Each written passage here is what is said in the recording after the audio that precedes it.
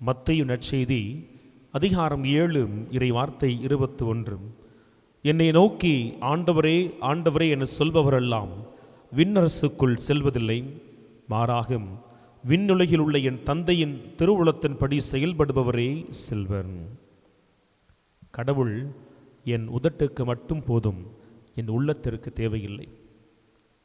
நம்மில் பலர் இடைவிடாது ஜெபிப்பார்கள், தவறாது ஜெபமாலை சொல்லுவார்கள், திருப்பலியிலே தவறாது பங்கெடுத்து நற்கருணை உட்கொள்வார்கள், ஜெபக்கூட்டம் எல்லாவற்றிற்கும் செல்வார்கள், மணிக்கணக்கில் ஜெபம் செய்வார்கள்.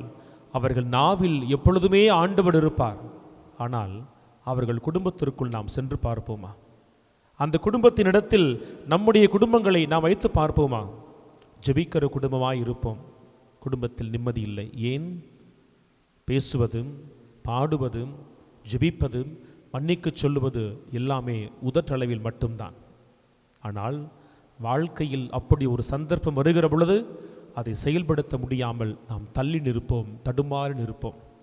அப்படி கடவுளை வழிபாட்டுக்குள் சுருக்கி, கடவுளை ஜெபக்கூடாரத்திற்குள் சுருக்கி, உதட்டளவில் மட்டும் அவரை புகழ்ந்து, உள்ளத்து அளவில் கடவுள் எதிர்பார்க்கிற திருவுளத்தின்படி நாம் செயல்படாத எல்லா நேரங்களிலும் வெளிவேடக்காரர்களாய், போலி மனிதர்களாய் நாம் இயேசுவின் மீது ஆணிகளை அடித்து கொண்டே இருக்கிறோம். எண்ணி பார்ப்போம், நம் உதடும் நம் உள்ளமும் ஒன்றாய் இருக்கிறதா? இல்லை என சொன்னால் நாம் இன்றும் ஆணிகளை இயேசுவுக்கு காணிக்கையாக கொடுத்து கொண்டே தான் இருக்கிறோம்.